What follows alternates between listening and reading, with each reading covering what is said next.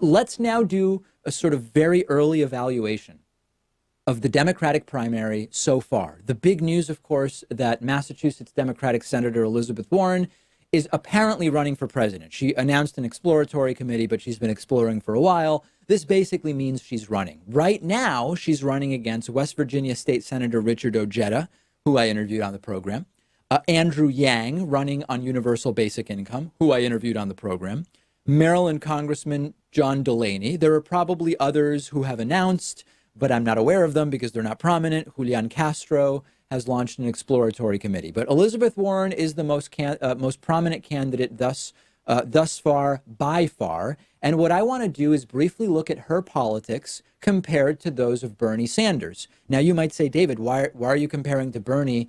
Bernie's not running. Well, two reasons. Number one, Warren and Bernie are widely assessed as the two most progressive senators in the Senate. So looking at how their views compare is important.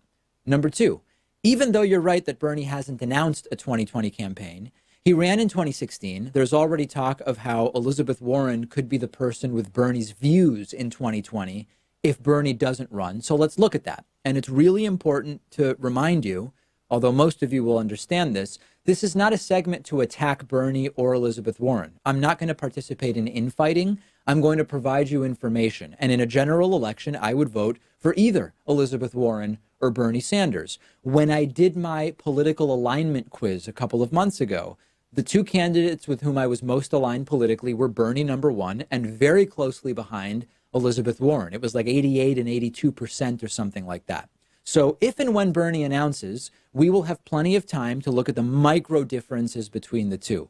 But here's the main sort of distinguishing factor or factors between Elizabeth Warren and Bernie Sanders. Number one, Bernie and Warren represent different segments of American political history. They source from very different political mindsets. Even if today their positions are very similar on lots of issues, Bernie is from the sort of socialistic Jewish hippie wing and raised in the world of unions and civil rights organizing, denouncing the power of the rich and corporations for the last however many decades.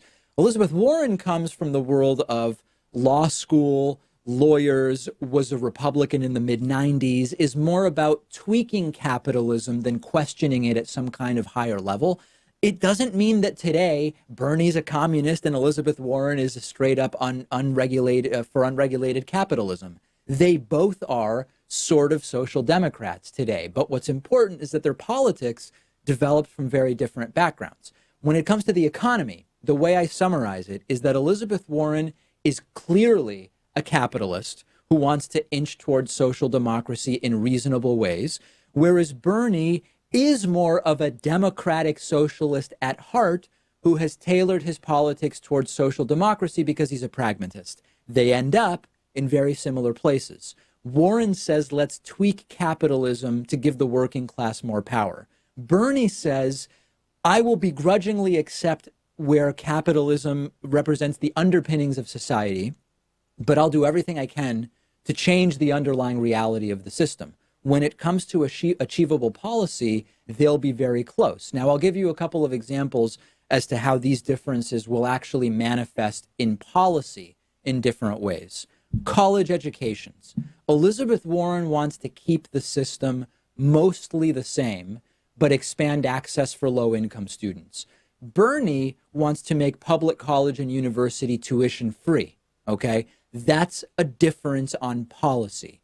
If you look at corporate power and money, Elizabeth Warren wants to mandate that corporate boards have worker representation.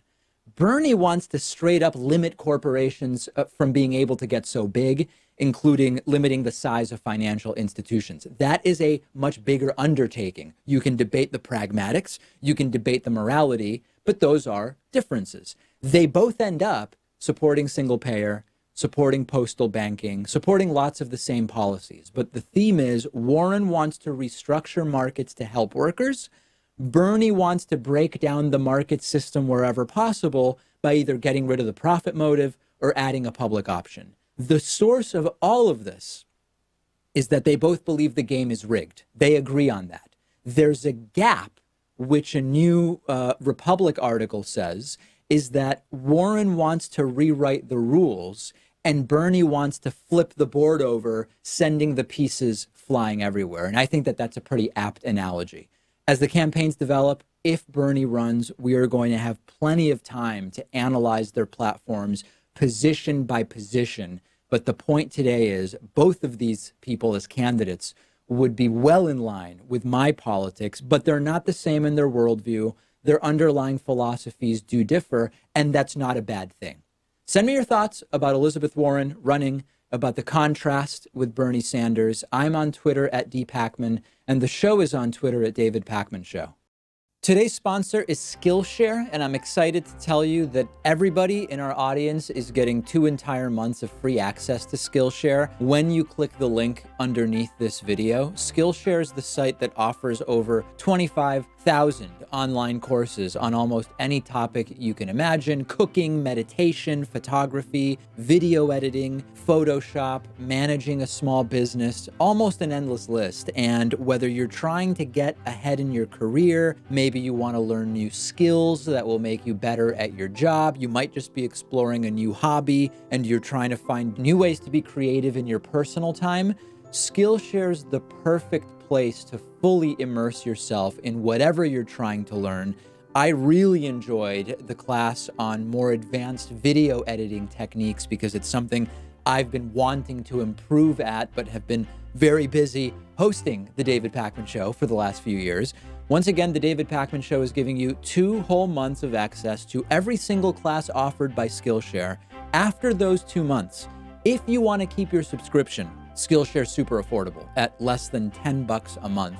Get better at whatever it is that you're passionate about, or discover something brand new that you didn't even know that you would love, and join Skillshare's other 7 million users by clicking the link underneath this video.